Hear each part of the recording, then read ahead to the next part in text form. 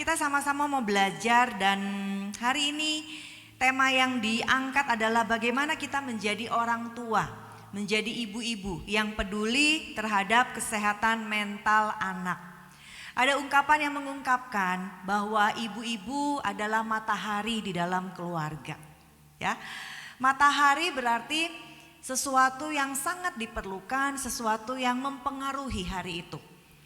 Kalau matahari bersinar terang, maka satu hari itu mungkin pekerjaan rumah itu bisa lebih mudah diselesaikan, ya, jemuran kering, ya, kemudian antar jemput anak juga itu tidak ada kendala. Tapi kalau mataharinya bersembunyi di balik awan, turun hujan, ya, ada hujan badai, ada gelap dan lain sebagainya, mungkin itu akan lebih menyulitkan dalam satu hari yang dihadapi oleh seluruh anggota keluarga.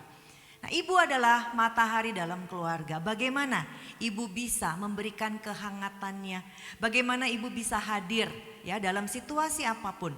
Selama anak-anak melihat ada matahari yang bersinar. Mungkin matahari itu sinarnya menyengat, mungkin sinarnya agak redup, tapi melihat ada matahari, ya, berarti satu hari ini bisa berjalan dengan baik. Nah, itulah ungkapan kita wanita, ibu adalah matahari. Bagaimana kita menjalankan peran kita sebagai ibu, sebagai istri.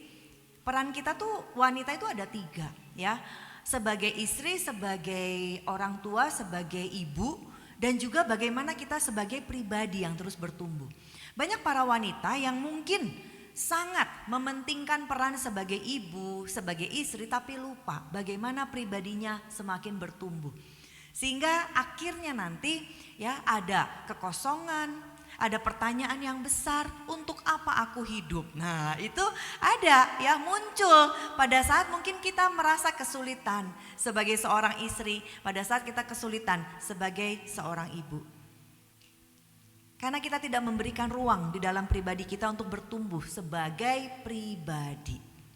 Ya, jadi saya berharap hari ini teman-teman itu bukan hanya mengisi, ya, hati kita, pikiran kita dengan firman Tuhan. Kita tahu bagaimana kita bertumbuh sebagai ibu yang baik, sebagai istri yang baik, tapi juga sebagai pribadi yang baik. Kesehatan mental itu bukan berbicara bagaimana kita menolong orang lain, tapi bagaimana kita peduli terhadap diri kita sendiri. Anak-anak tidak memerlukan ibu yang pintar, ibu yang workaholic, yang aktif. Mereka hanya perlu ibu yang sehat secara mental. Karena sehat secara mental bisa dikatakan itu menjadi ibu yang bahagia. Ya, kalau misalkan ibunya memiliki berbagai macam hal yang dunia bisa keindahan dunia, kemudian fasilitas dunia, tapi tidak bahagia, tidak sehat secara mental, tidak bisa berespon dengan baik menghadapi situasi yang mungkin tidak sesuai dengan harapan, maka itu pun percuma, teman-teman, ya. Diperlukan seseorang yang sehat secara mental. Jadi hari ini pada saat kita belajar bagaimana kita memperhatikan kesehatan mental anak, tapi itu juga sekaligus kita belajar bagaimana kita refleksi diri. Apakah selama ini kita sudah menjadi pribadi yang sehat secara mental? 3 Yohanes 1 ayat yang kedua mengatakan, saudaraku yang kekasih, aku berdoa semoga engkau baik-baik dan sehat-sehat saja dalam segala sesuatu sama seperti jiwamu baik-baik saja. Ternyata masalah kesehatan jiwa, masalah kesehatan mental itu sudah ditulis di dalam Alkitab. Rasul Yohanes pada saat itu mengunjungi satu sahabatnya, Gayus. Dan Gayus pada saat itu tidak dalam keadaan yang baik-baik saja. Kenapa? Karena merintis jemaat, difitnah, mengalami kesulitan, mengalami pertentangan di dalam jemaat. Padahal jemaat ini yang bertentang ini adalah jemaat yang sama-sama mengikuti Tuhan Yesus.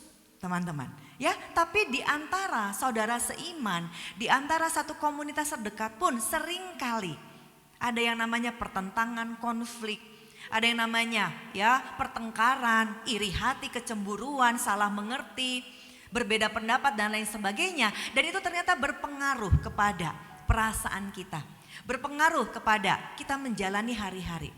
Bertemu dengan teman pelayanan, bertemu dengan keluarga yang tadinya kita pikirkan itu menjadi momen yang menyenangkan, ternyata ada hati yang sedih, ya, ada hati yang kecewa, ada hati yang penuh dengan kemarahan, ya, dan Alkitab peduli.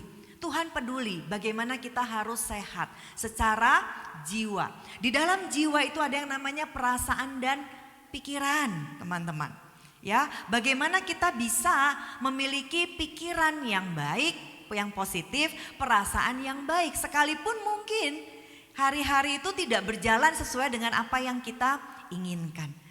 Jadi Yohanes mengatakan pada saat itu, ya, kepada Gaius bahwa di dalam situasi yang tidak menyenangkan, di dalam situasi yang mungkin sulit untuk kamu hadapi, hendaklah, ya, kamu sehat, jiwamu juga baik-baik saja. Kesehatan jiwa, kesehatan mental itu bukan berarti kita menghilangkan semua masalah. Tapi bagaimana kita bisa berespon dengan tepat, kita berespon dengan benar di tengah masalah atau pergumulan yang datang. Karena kehidupan kita ini tidak bisa tanpa masalah, teman-teman. Ya, kita melihat di dalam Alkitab betapa orang-orang yang sudah mengasihi Tuhan, yang sudah mati-matian menyerahkan hidupnya bagi Tuhan, mereka pun mengalami yang namanya tantangan. Murid-murid Yesus, rasul-rasul, ya, orang-orang yang Tuhan pilih untuk menyebarkan kabar baik dari perjanjian lama hingga perjanjian baru, semuanya mengalami tantangan.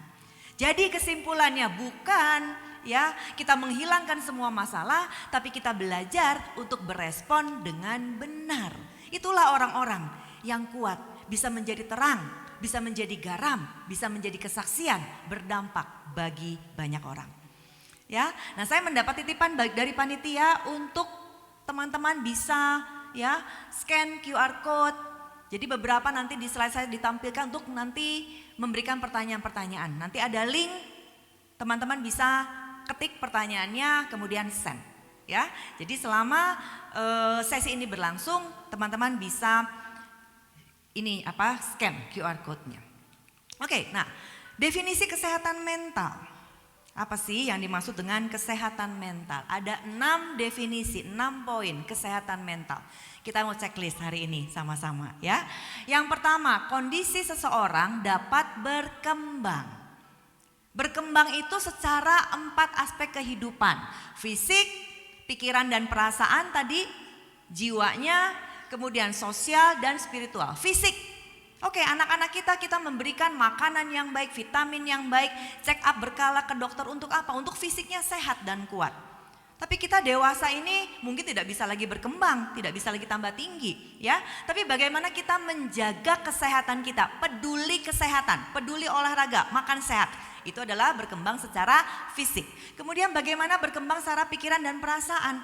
Bisa mengelola pikiran dan perasaannya. Pada saat kita mengalami sesuatu yang tidak menyenangkan, kita bisa menyadari kita dalam kondisi tidak baik-baik saja, tapi kita tidak memberikan diri kita dikuasai oleh pikiran negatif, oleh perasaan negatif. Orang-orang yang membiarkan dirinya dikuasai oleh perasaan dan pikiran negatif itu cenderung menjadi overthinking, menjadi cemas. Kemudian apa? Negative thinking, kepada siapapun negatif saja.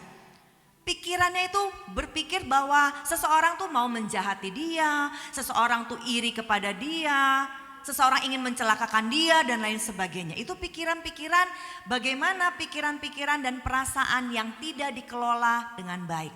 Rasa takut itu wajar dalam diri setiap orang. Rasa cemas, khawatir itu wajar. Tapi bagaimana kita berkembang, ya, bisa mengelola. Kalau dulunya kita dikuasai oleh rasa takut, dengar kabar, buka medsos. Pemerintah beberapa saat ini ada satu kebijakan, rekening 3 bulan tidak aktif akan diblokir. Wah, mulai cari informasi ke orang bank, ya. Orang bank ini paling pusing sekarang, diteleponin kiri kanan. Gimana rekening saya? Nanti ditutup gimana dan lain sebagainya. Ada kebijakan-kebijakan tanah dan lain sebagainya. Di Lembang ini kan banyak tanah-tanah yang mungkin nganggur, ya. Mungkin punya teman-teman semua, mungkin mulai cemas dan takut. Hidupnya dikuasai oleh kecemasan, ketakutan, sehingga apa? Sehingga fobia. Negative thinking, ketakutan, gak bisa tidur, gak bisa makan, gak bisa beraktivitas normal. Nah, itu dikuasai oleh emosi-emosi negatif. Tapi kalau misalkan kita mendengar kabar itu, kemudian kita bisa cari tahu, kita bisa memikirkan, kita bisa berdiskusi dengan orang yang tepat. kemudian kita bisa mendapatkan solusi. Nah, itu artinya kita berkembang secara pikiran dan perasaan. Tidak mengizinkan diri kita dibuat takut yang berkelanjutan, khawatir yang berkelanjutan, ya. Kemudian berkembang secara sosial, punya relasi yang baik. Berkembang secara spiritual, kita kerohanian kita, ya, kita dengan Tuhan, hubungan dengan Tuhan itu semakin baik, semakin rindu firman Tuhan, semakin rindu untuk melayani, semakin bertumbuh. Bukan hanya tahu firman Tuhan, tapi mau melakukan dalam kehidupan kita sehari-hari. Ada 2 checklist, amin? Wah, mungkin belum checklist, nggak apa-apa, kita lanjutkan ya. Nah, kemudian kenapa kita perlu berkembang di 4 area ini, sehingga kalau kita berkembang, kita melihat potensi diri kita berkembang, maka kita menjadi individu yang menyadari kekuatan kita di mana. Kita sadar, kita punya satu kemampuan, kita punya hubungan yang baik dengan Tuhan, hubungan yang baik dengan sesama, juga hubungan yang baik dengan diri sendiri. Menyadari potensi diri, bersyukur atas apapun yang Tuhan berikan dalam kehidupan kita. Tidak membanding-bandingkan diri dengan orang lain. Bisa menyadari kemampuan dirinya, penting sekali untuk menyadari kemampuan diri, untuk bisa mengasihi, menyayangi diri sendiri. Lebih lanjut lagi untuk apa? Untuk bisa mengatasi tekanan. Ya, tidak iri dengan orang lain, tidak peduli keadaan dunia yang sedang gonjang-ganjing, yakin dirinya bisa bangkit, yakin dirinya punya solusi. Kemudian pada saat bisa menghadapi tekanan, maka akan tetap bisa produktif. Misalkan kita adalah orang-orang yang terdampak dari krisis ekonomi, kemudian kita terkena efisiensi, apapun itu bentuknya. Tapi karena kita sadar kita punya potensi, kita mungkin ya kembali menyelidiki. Aku bisa masak, aku bisa menjahit, ya, aku bisa administrasi, aku bisa pembukuan dan lain sebagainya, aku bisa bikin kue mungkin. Nah, itu potensi-potensi diri. Aku bisa bikin konten. Nah, zaman sekarang emak-emak tuh banyak yang bikin konten, ya, di medsos, itu cuan katanya, ya. Nah, itu kan aku bisa berbagi hal-hal pendidikan dan lain sebagainya di dalam komunitas, kemudian dikenal dan lain sebagainya, itu bisa menjadi sumber alternatif lain. Kita bisa ya mencukupi kehidupan kita dan keluarga, produktif. Nah, kemudian bukan hanya produktif tapi juga bisa menjadi dampak untuk lingkungannya, bisa berdampak untuk sekitarnya. Itu adalah orang yang memiliki kesehatan mental yang baik. Ciri-cirinya seperti itu. Kalau konteks ini kita bawa kepada anak-anak, berarti anak yang sehat secara mental adalah anak yang terus berkembang. Ya, fisiknya sehat, kemudian dia bukan anak yang menghadapi problem di sekolahan langsung menciut. Dia bisa mengatasi problem pertemanannya. Dia bisa say no kepada teman-temannya. Dia bisa memutuskan yang terbaik untuk dirinya. Itu anak yang sehat secara mental. Ya, kemudian dia juga bisa tahu kemampuan dirinya. Ya, dia tidak membandingkan diri dengan orang lain. Kalau dia tidak bisa atau tidak menonjol di bidang akademik, dia bisa kembangkan dirinya di bidang kinestetik olahraga, ya, di bidang seni, di bidang kepemimpinan dan lain sebagainya. Dia nggak takut dengan yang namanya persaingan. Dia mau mencoba hal-hal baru sesuai dengan potensi dirinya. Dan perlu didukung oleh ibu yang sehat juga secara mental. Jangan anaknya sadar tapi ibunya yang membanding-bandingkan dengan orang lain. Ibunya yang fokusnya pokoknya harus juara, harus masuk sekolah favorit, harus menang lomba dan lain sebagainya. Nggak klop teman-teman, ya. Kemudian anak ini bisa menghadapi tekanan. Kalau misalkan dia ya tidak diajak main oleh teman-temannya, dia bisa pikirkan, dia bisa bercerita kepada guru, kepada orang tua, dia bisa pikirkan cara yang terbaik sehingga dia bisa menyampaikan ingin bermain dengan temannya, ya, atau ada teman yang memperlakukan dia dengan tidak baik, dia bisa membela dirinya. Itu menghadapi tekanan.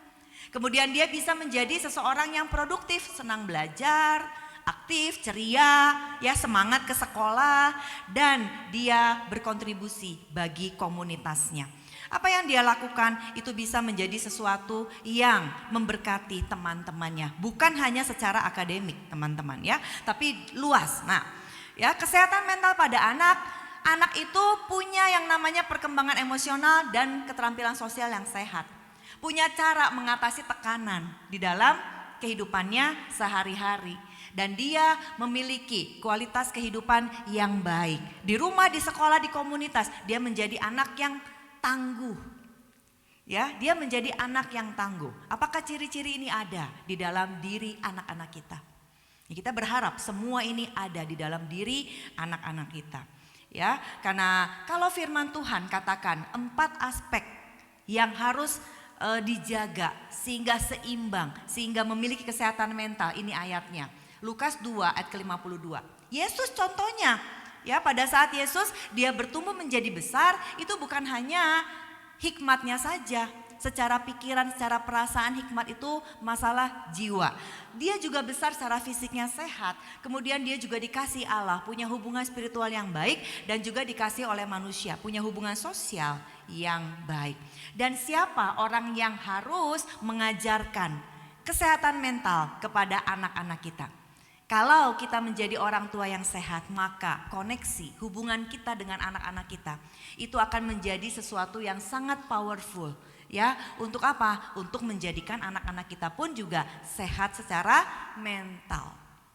Karena quotes ini mengatakan, ya, hubungan antara orang tua dan anak itu adalah pengaruh yang sangat powerful. Bagaimana seseorang orang tua itu bisa mempengaruhi anak-anaknya, bagaimana berpikir yang baik, bagaimana merasa yang baik, bagaimana mengambil keputusan yang baik, bagaimana bisa berkontribusi dengan cara yang baik. Masalahnya kalau kita belum menjadi seseorang yang bisa berpikir dengan baik, bisa merespon keadaan dengan baik, cara itu yang akan ditiru oleh anak-anak kita. Anak-anak itu belajar dari mana, teman-teman? Ya, mereka belajar dari rumah. Ya, mereka belajar dari rumah. Dari rumah, kemudian juga, ya, ada 3 hal yang berpengaruh. Yang paling utama mereka belajar dari rumah. Rumah adalah sekolah pertama, ayah ibu adalah guru pertama bagi anak-anaknya.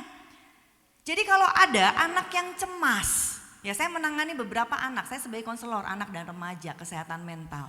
Dan jadi juga sebagai practitioner play skill, play therapy, ya. Jadi mendampingi anak-anak berproses di masalah emosional dan masalah sosial dengan cara bermain, ya. Suatu kali ada seorang ibu membawa anaknya yang cemas. Anak ini cemas kalau dia nggak bisa di dalam satu masalah sekolah atau pertemanan, dia cenderung menyakiti diri sendiri, dia cenderung merusak barang. Ternyata pola ini didapat dari mana? Selama dia saya dampingi di dalam ruang konseling, itu tidak terlihat kecemasannya. Ternyata pada saat digali, dia itu menyerap, ya, kecemasan dari ibunya. Ibunya kalau ada informasi sedikit langsung matanya membelalak, langsung suaranya keras, nafasnya tuh langsung jadi cepat. Nah, ini adalah pola yang ditiru oleh anak-anak kita. Kalau ibunya pemarah, ya, merespon satu hal dengan negatif, merespon satu hal dengan marah, maka pola itu pun yang akan diserap oleh anak-anak kita. Anak-anak itu seperti spons, ya, mereka itu menyerap semua yang ada, terutama dari keluarga, kemudian dari gereja dan dari sekolah. Maka baik sekali kalau gereja GBI Lembang itu, ya, peduli terhadap bagaimana memperlengkapi para ibu, para wanita di tempat ini, ya, untuk bisa mengetahui pola-pola yang mungkin selama ini kita lakukan dan kita perlu untuk tinggalkan, dan kita perbaharui dengan pola-pola yang baru. Nah, caranya bagaimana menjaga kesehatan untuk di dalam keluarga? Yang pertama, orang tua sebagai guru, sebagai figur yang mengajarkan harus punya manajemen stres yang baik. Stres itu tidak bisa dihindari, teman-teman. Bahkan stres itu diperlukan, ya. Dalam kadar normal, stres itu baik untuk diri kita. Dengan adanya tekanan, maka akan ada yang namanya usaha. Akan ada yang namanya perbaikan. Akan ada yang namanya pertumbuhan. Kalau hidup tanpa diberikan stres atau tekanan, maka kita menjadi orang yang tanpa tujuan, gak punya harapan, gak punya cita-cita, gak punya satu planning. Ya, tapi pada saat ada satu tekanan, ada satu masalah, itu membuat kita bertumbuh, jadi berpikir, kreatif, mencari cara-cara baru. Nah, coba renungkan ya. Saat-saat ini kita ada di titik hari ini itu hasil dari proses menghadapi tekanan di masa lalu. Coba ungkapkan satu hal yang bisa kita syukuri pada saat kita flashback. Di masa lalu aku menghadapi hal-hal yang tidak menyenangkan, tekanan dalam kehidupan. Tapi itu semua ternyata membuat aku menjadi apa? Sebutkan sendiri. Membuat aku menjadi kuat. Membuat aku menjadi lebih dekat kepada Tuhan. Apalagi teman-teman? Tegar. Membuat aku jadi kreatif mungkin. Ya, kalau coba dulu nggak ada tekanan di dalam keluarga, aku mungkin tidak punya usaha seperti sekarang. Mungkin tekanan membuat kita punya usaha yang seperti hari ini yang kita tekuni mungkin dan lain sebagainya. Ya, nah, manajemen stres. Bagaimana kita bisa mengelola stres? Stres nggak bisa dihilangkan, tapi bisa dikelola. Ya, kemudian yang kedua, ayo kita lihat parenting skill kita seperti apa. Cara kita mendidik anak-anak seperti apa? Harus memiliki pola asuh yang baik dan memiliki bagaimana mengatasi masalah-masalah dalam kehidupan yang namanya life skill. Yang namanya kita memutuskan satu mengambil keputusan dengan cara yang tepat, berelasi dengan orang lain, ya, di dalam keluarga, menasehati, teknik berkomunikasi ini adalah bagaimana kita memiliki keterampilan hidup.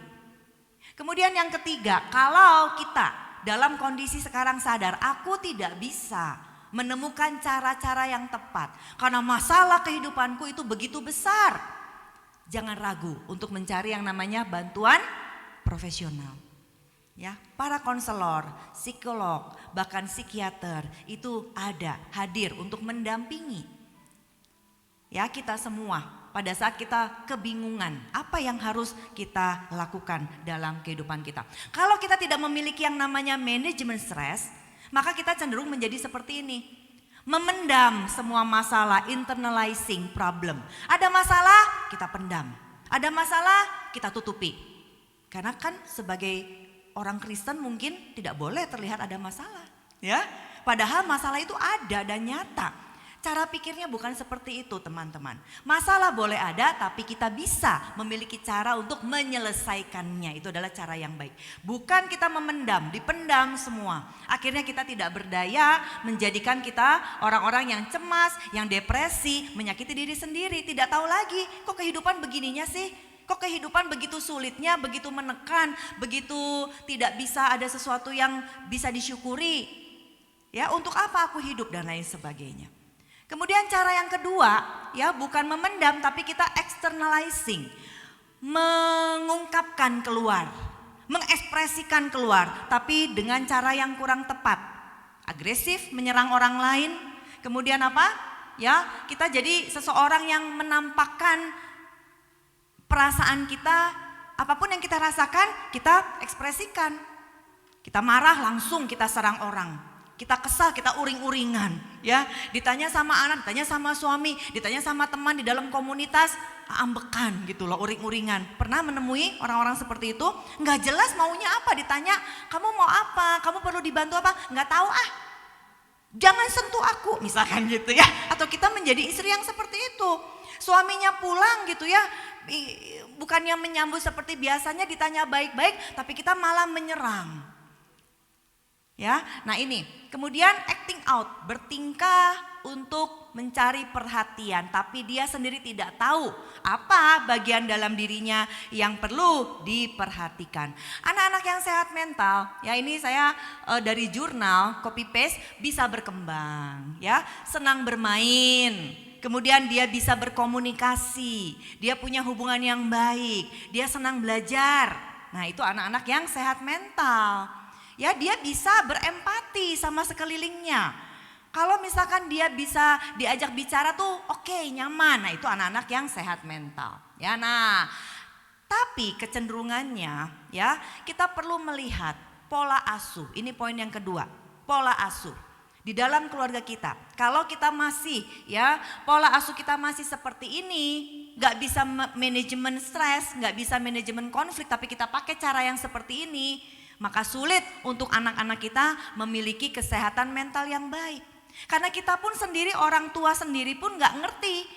Ya, kita capek pulang kerja, kesal dengan rekan di kantor, atau kecewa karena mungkin seseorang diberkati atau mungkin seseorang mendapatkan promosi tapi kita enggak. Kita enggak bisa mengungkapkan dengan cara yang tepat. Ini salah satu caranya tadi, acting out, externalizing.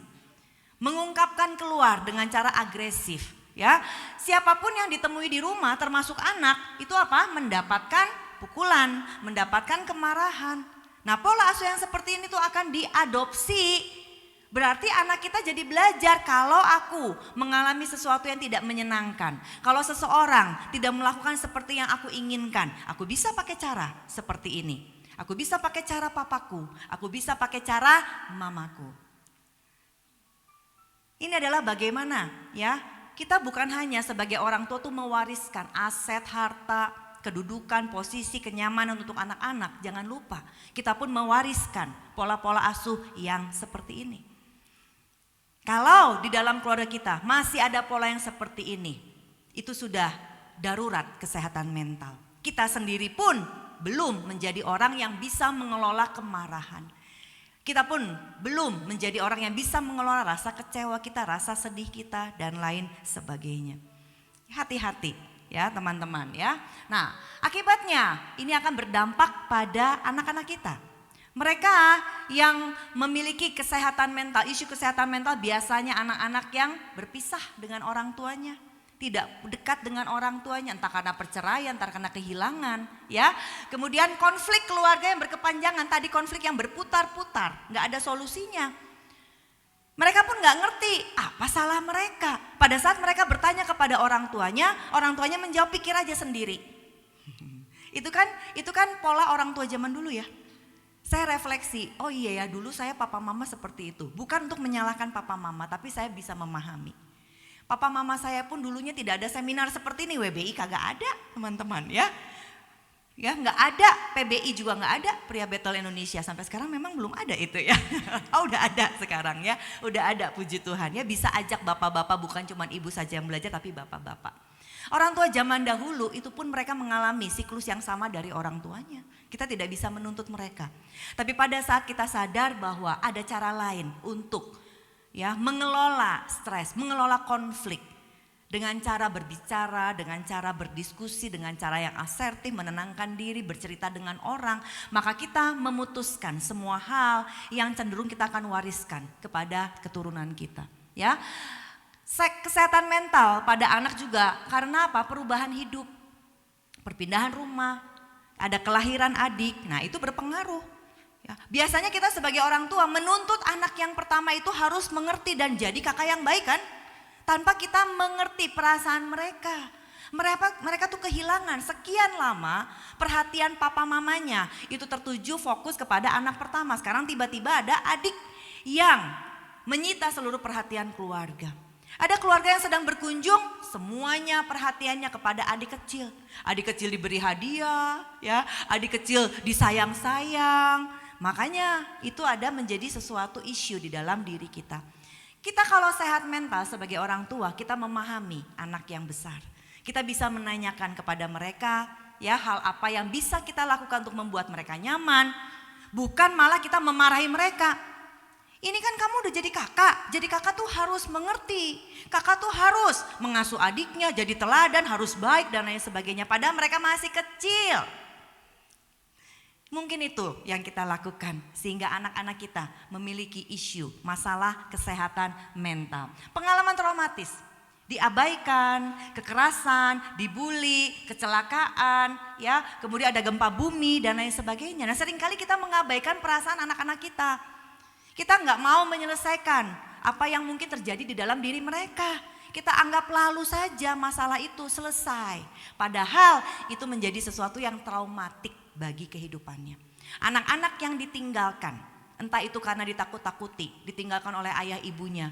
Tujuannya untuk mendidik mereka, tapi ternyata bukan tujuan yang dicapai, tapi dia jadi trauma, teman-teman ya. Anak-anak yang pernah dikurung di tempat yang gelap, anak-anak yang pernah dikunci di kamar mandi tempat yang gelap, dibiarkan, dihukum dengan cara yang kurang tepat, itu nanti dewasanya itu akan trauma. Trauma itu bisa ada di dalam nanti pada saat mereka menjadi orang tua.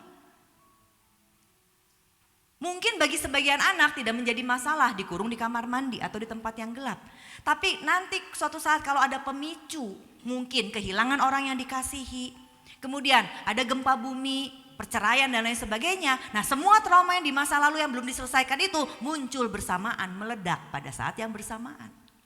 Makanya tidak heran ya, dulu anak ini biasa-biasa saja. Dulu saya kenal dengan seseorang dewasa biasa-biasa saja. Dia orang yang aktif, dia orang yang positif, dia orang yang semangat, dia orang yang luar biasa. Tapi pada saat dia kehilangan anaknya, dia kehilangan sesuatu yang berharga, dia kehilangan pekerjaannya. Kenapa dia menjadi orang yang depresi? Karena tumpukan semua trauma itu belum diselesaikan. Pada saat ada pemicu, semuanya muncul dan meledak. Ya, kita kenali apa yang menjadi pemicu. Yang pertama yang bisa kita lakukan sebagai orang tua. Sebagai orang tua yang mau bertumbuh, ayo kenali apa yang menjadi pemicu.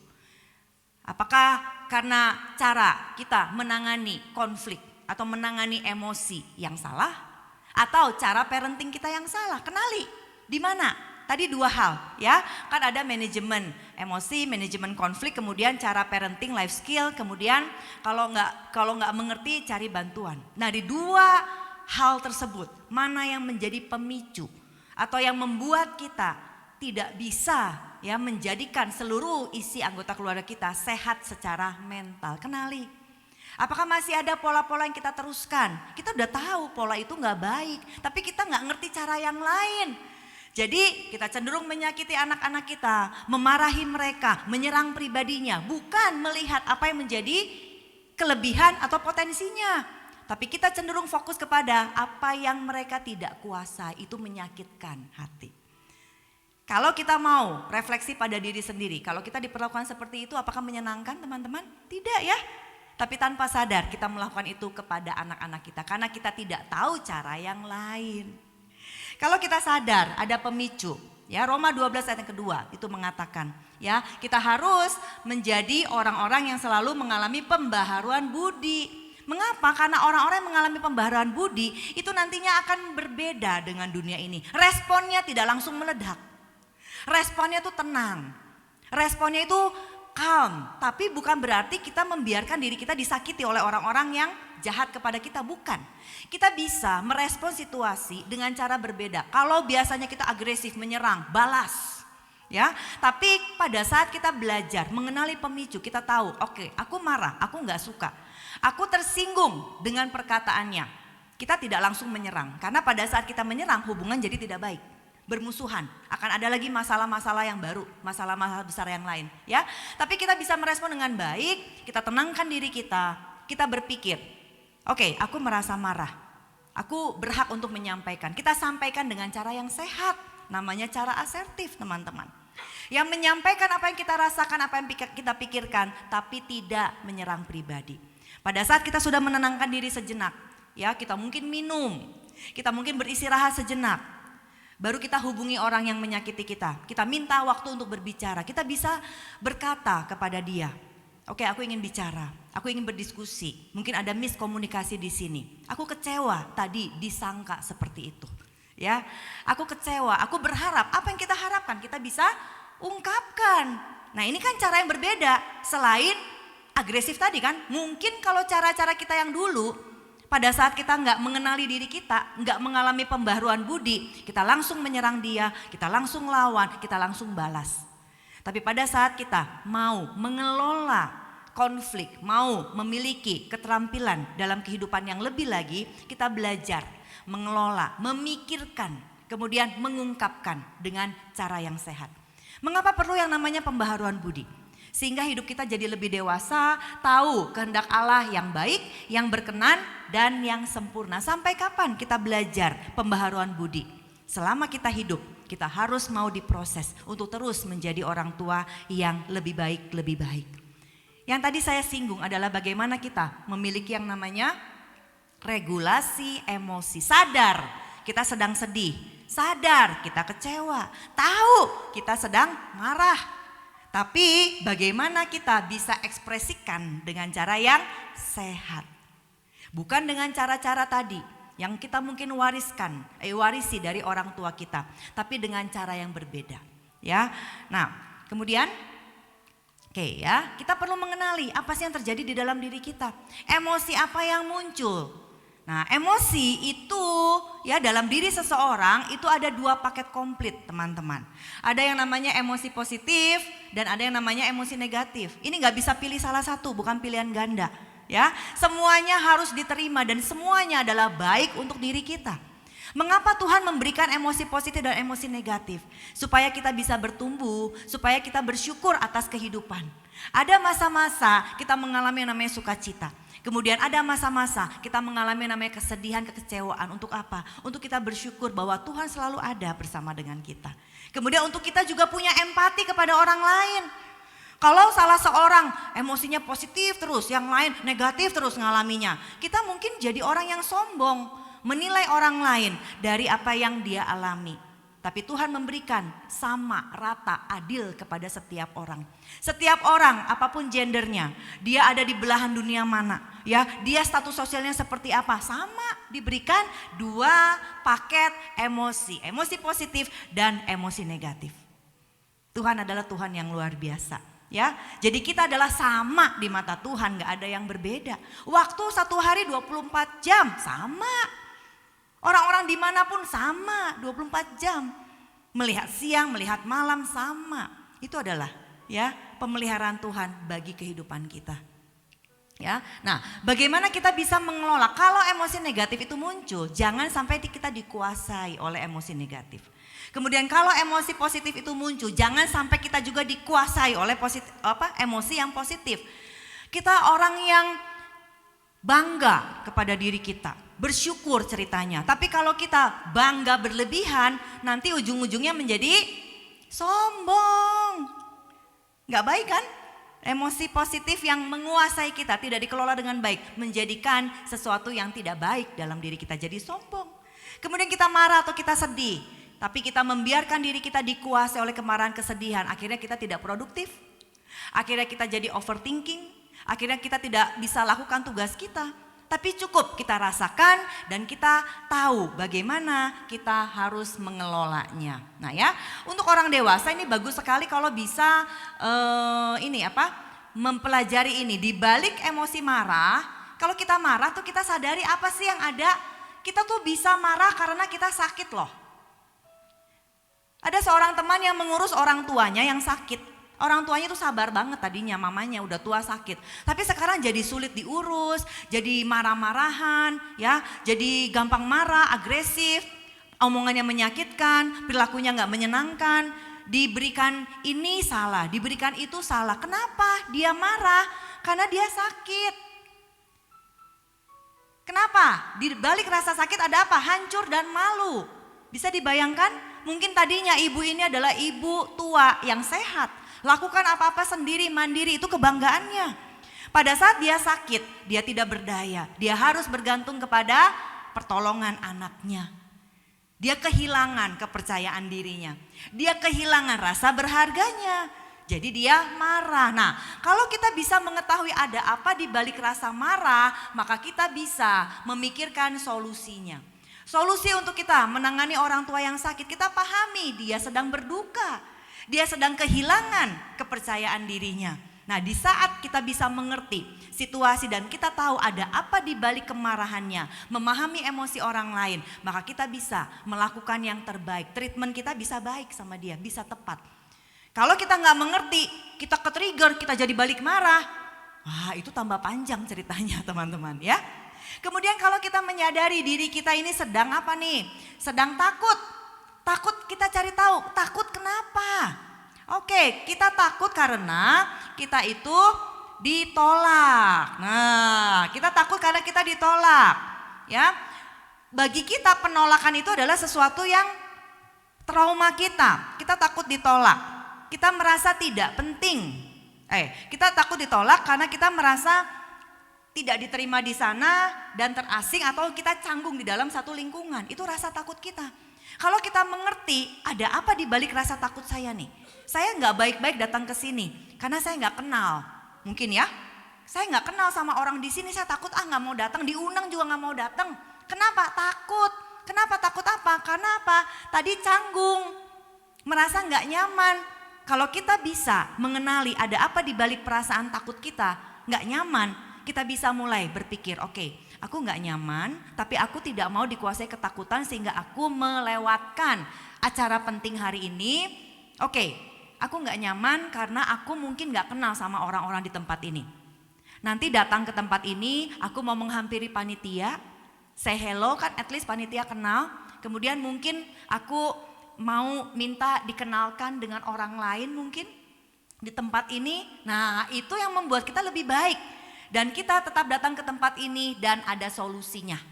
Ya, kita nggak menghindar. Orang tuh takut dibicarakan, takut omongan orang lain, takut ditolak, akhirnya tidak melakukan apa-apa, teman-teman.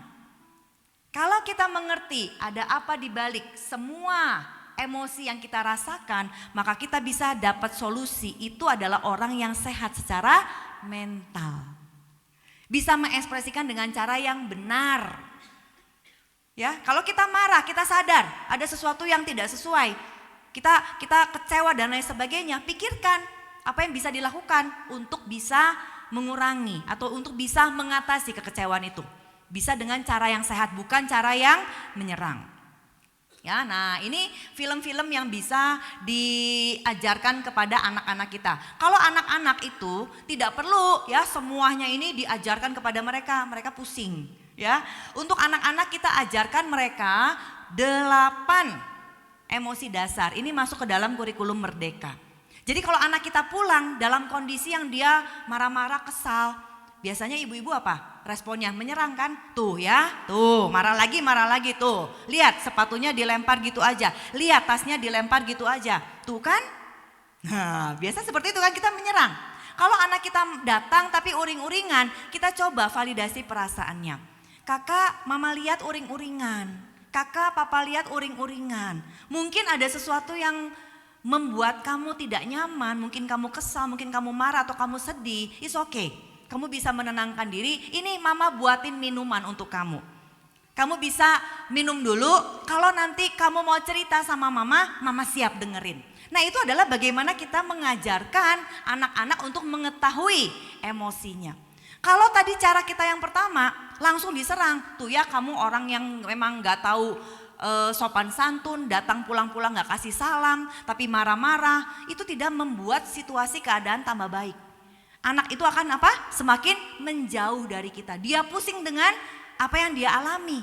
Tapi kalau kita sebagai ibu mengajarkan, kalau lagi uring-uringan, lagi pusing, istirahat sejenak. Buat diri nyaman dulu, makan minum, kemudian mandi, baru ngobrol. Itu adalah cara kita mengajarkan mereka bisa berespon dengan cara yang sehat, manajemen emosi. Ya, kemudian ini film-filmnya. Kemudian yang kedua, ayo kita mulai cari.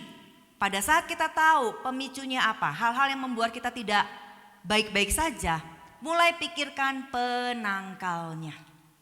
Ya, kita sebagai ibu tidak kekurangan kasih untuk anak-anak kita. Matahari tidak kekurangan sinar untuk keluarga kita. Itu adalah penangkal di dalam keluarga kita yang bisa kita lakukan untuk membuat satu keluarga itu bertumbuh lebih baik. Karena kita pun positif, ya. Di dalam kasih tidak ada ketakutan. Anak-anak itu nggak takut sama kita. Kenapa? Karena kita punya kasih. Mereka tahu kapanpun mereka bisa cerita sama kita. Kita ibu yang asik.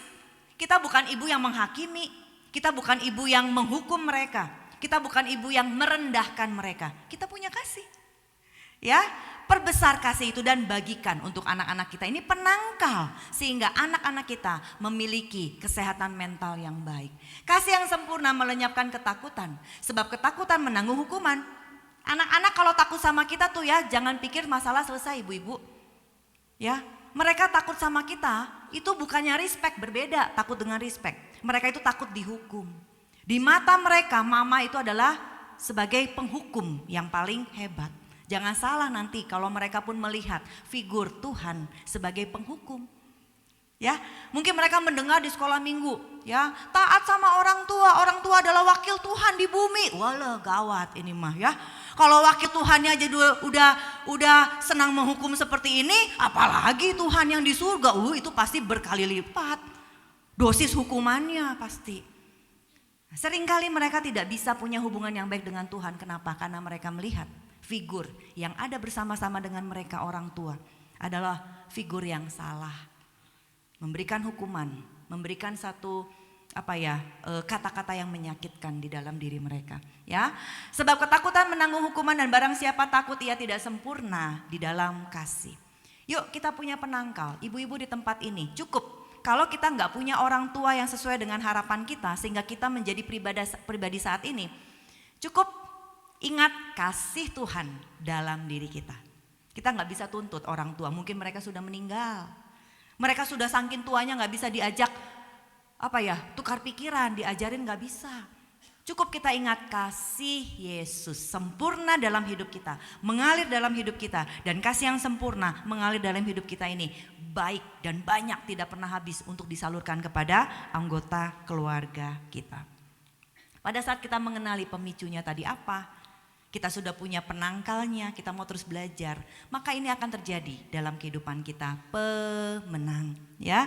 Orang yang sabar, kita menjadi orang yang diubahkan jadi sabar.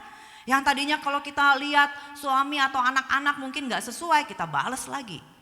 Ya, menang-menangan, ayo mau kemana aku ladenin misalkan gitu ya. Mau seminggu, mau 2 minggu, ayo boleh gitu ya. Tapi kita menjadi pribadi yang berbeda, menjadi sabar, bisa menguasai diri. Karena kita tahu orang yang sabar itu adalah orang yang sedang menuai atau menabur satu kebaikan. Dan kita akan menuai ya, bahwa seisi keluarga kita itu akan dimenangkan. Orang yang sabar itu melebihi seorang pahlawan, orang yang menguasai dirinya melebihi orang yang merebut kota.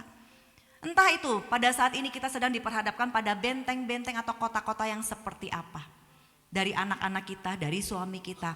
Ya, ayo kita kenali tadi pemicunya apa nih? Keadaan seperti ini apa yang menyebabkan? Mau merubah cara kita, dimulai dari diri kita. Jangan menuntut orang lain untuk berubah. Kalau menuntut orang lain untuk berubah, itu tidak akan menjadi sesuatu yang sesuai dengan yang kita harapkan. Perubahan itu terjadi pada saat kita yang mulai berubah. Kalau kita menginginkan perubahan dalam keluarga kita, dimulailah dari diri kita yang berubah. Karena diri kita berubah, itu pun menjadi satu perubahan, bukan? Ya, kita nggak bisa menuntut orang lain berubah. Kita yang lebih mengerti dulu berubah. Kita yang lebih tahu cara-caranya. Ayo berubah dulu, ya. Melebihi orang yang merebut kota, maka benteng apapun yang ada, ya, masalah apapun, baik itu kesehatan mental, masalah relasi, masalah konflik yang ada apapun, yang mungkin sedang mengelilingi kota di tempat kita tinggal, rumah kita ada benteng-benteng yang tinggi yang mungkin sulit dihancurkan. Ternyata dengan respon kita yang tepat, maka semua itu bisa hancur, teman-teman. Dengan kekuatan Tuhan, dengan pembaharuan budi, itu semua bisa diselesaikan. Ya, dan akhirnya ya proses itu membuat kita menjadi orang yang lebih baik. Nah, kita menjadi pribadi yang lebih baik adalah sesuatu yang anak-anak kita idam-idamkan. Anak-anak kita tuh tidak mengidamkan kita menjadi orang tua yang sempurna. Kalau kita menjadi orang tua yang sempurna, akibatnya apa? Kita menuntut anak-anak menjadi sempurna. Tapi pada saat kita menjadi orang tua yang lebih baik, maka anak-anak pun akan melihat, akan merasakan, mereka pun akan menyerap cara orang tuanya dan mereka pun akan menjadi pribadi yang lebih baik. Kita jangan berdoa supaya pasangan kita, anak-anak kita sempurna. Kalau kita doakan seperti itu, mereka akan cepat-cepat dipanggil Tuhan. Karena kesempurnaan itu pada saat nanti kita bersama dengan Tuhan. Kita cukup berdoa, mereka menjadi pribadi yang mengalami pembaharuan budi, lebih baik, lebih baik, lebih baik. Akhirnya kita bertumbuh bersama. Ya, di dalam proses parenting bukan hanya anak-anak yang semakin baik, tapi kita pun juga menjadi pribadi yang semakin baik. Ya, saya berharap pemaparan singkat karena waktu terbatas ini bisa menjadi dasar landasan untuk kita mengubah cara-cara kita, untuk kita menemukan satu peluang bagaimana kita berperan di dalam kehidupan sehingga keluarga kita menjadi keluarga yang lebih baik. Ya, saya kembalikan kepada moderator, kepada Ibu Ane juga, silakan langsung moderator ya, silakan.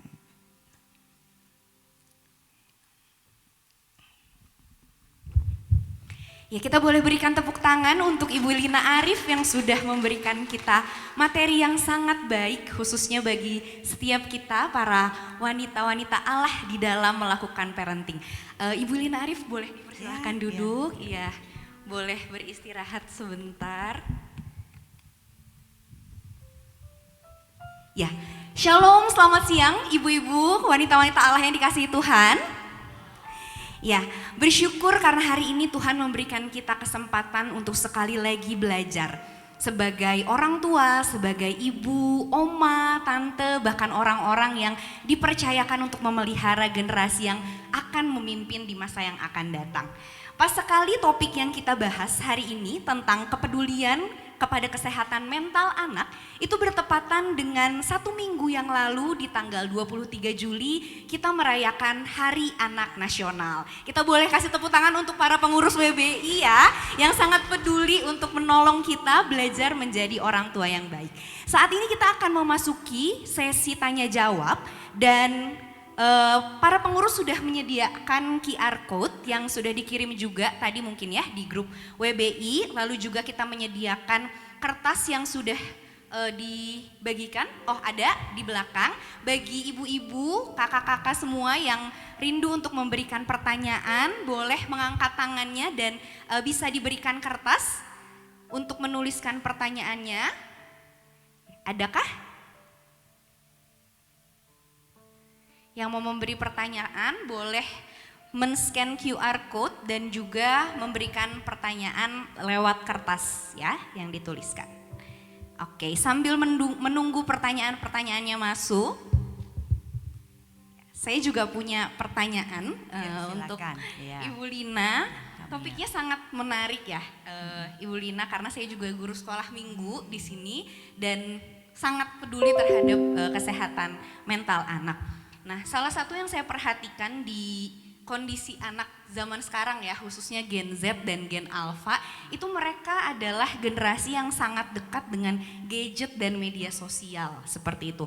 Dan tidak bisa dipungkiri kalau gadget dan media sosial itu berpengaruh terhadap mental, kondisi kesehatan mental anak. Mungkin kita sebagai orang tua, sebagai tante, bahkan juga kadang sebagai guru sekolah minggu untuk membuat anak fokus gitu ya, dengan mudah bisa memberikan gadget atau hal yang membuat mereka lebih diam atau lebih tenang gitu ya. Saya ingin menanyakan pendapat dari Ibu Lina, seperti apa kita sebagai orang tua itu dengan baik untuk bisa menolong anak-anak kita gitu ya, menggunakan gadget dan juga media sosial supaya kesehatan mental anak kita juga tidak menjadi buruk. Mungkin Ibu Lina boleh. Iya, ini menarik ya. Nah, tadi kan dari definisi kesehatan mental itu adalah salah satu poinnya, mereka bisa melihat potensi diri mereka. Dan bagaimana mereka bisa memakai potensi diri itu untuk apa? Untuk menghadapi tekanan. Nah, kalau mereka melihat atau bermain gadget, kemudian terpapar oleh media sosial dan citra diri mereka dibentuk oleh apa yang ada di media sosial, maka mereka cenderungnya nanti membanding-bandingkan diri dengan orang lain. Nah, itu yang menjadi masalah sebenarnya. Bagaimana standar kehidupan mereka itu ditentukan dengan apa yang ada di gadget ya. Bagaimana standar pertemanan, pendidikan, apa yang harus mereka makan, apa yang harus mereka lakukan. Kalau mereka nggak bisa punya follower yang banyak, kalau mereka nggak bisa hidup seperti para influencer yang ada di sini, mereka merasa dirinya nggak berharga. Nah itu mengapa kalau orang-orang yang terpapar dengan media sosial itu bisa mempengaruhi yang namanya kesehatan mental.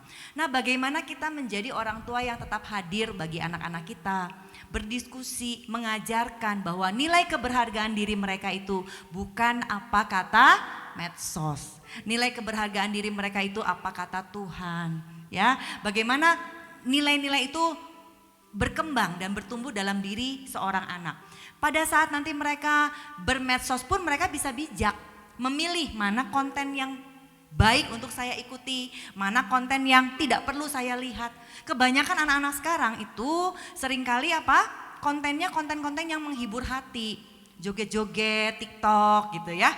Padahal itu tidak mengedukasi, malah dikenal dengan yang namanya tuh brain rot, ya, pembusukan otak.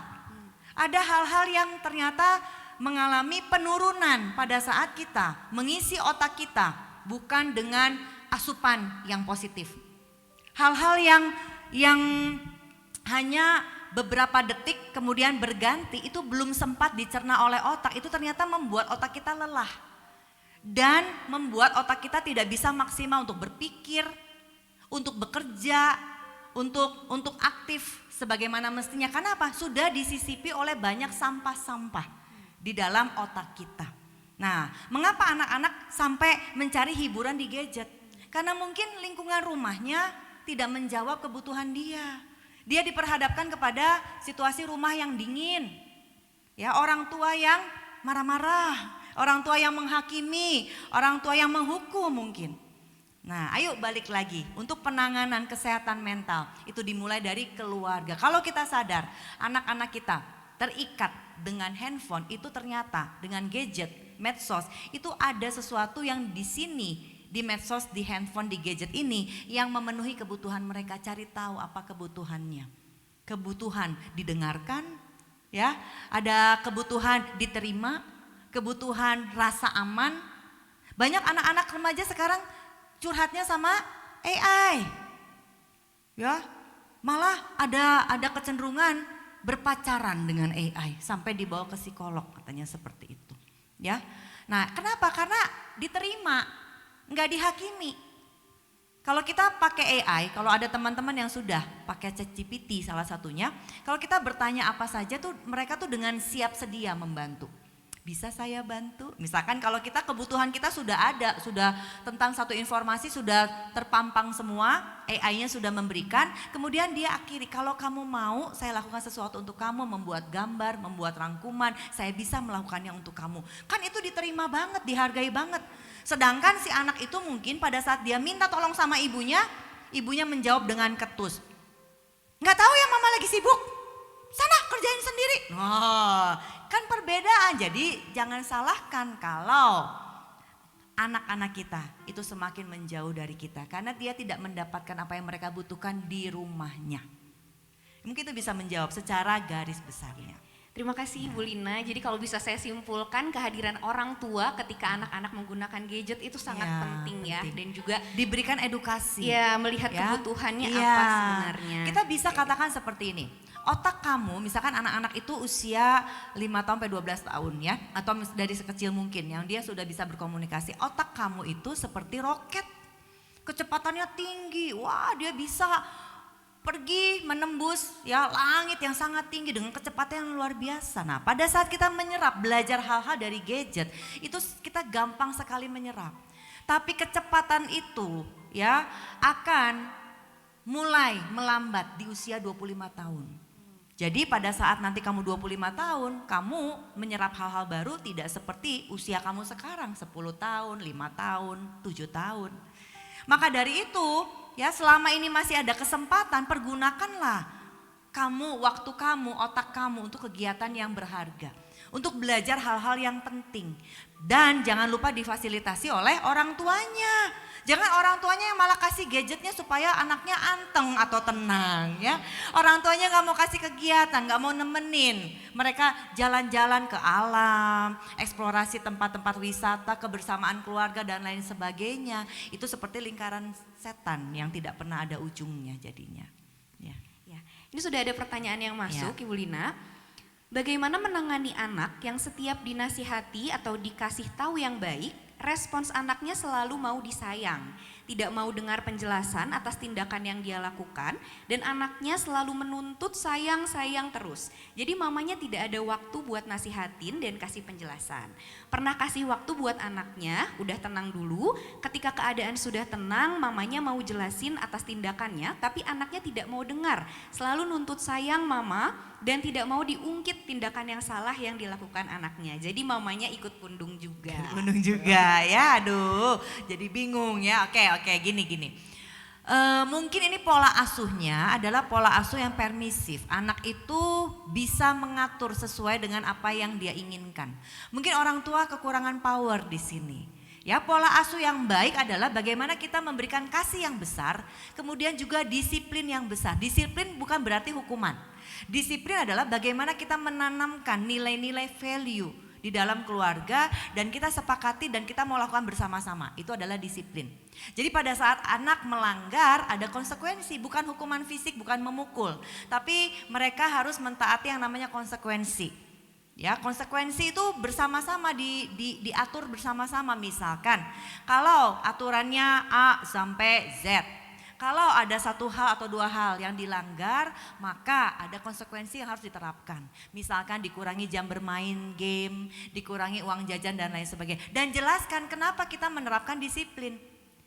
Setiap wilayah, setiap negara, setiap organisasi punya peraturan. Peraturan itu dibuat untuk apa? Untuk menjaga semuanya aman. Nah kita katakan di dalam rumah tangga ini papa mama punya aturan. Aturan menjaga kamu tetap aman. Terhindar kamu dari hal-hal yang mungkin akan merugikan kamu. Seperti pagar kita pasang di depan rumah kita. Anak-anak belum tahu kalau dia lari keluar pagar, dia nggak tahu ada bahaya di sana. Ada motor, ada sepeda kencang, ada hewan liar berkeliaran gitu kan ya, yang akan menyakiti dia.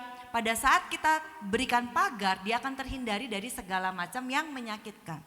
Disiplin itu membuat dia bertanggung jawab, membuat anak itu jadi mandiri, membuat anak jadi tahu aturan.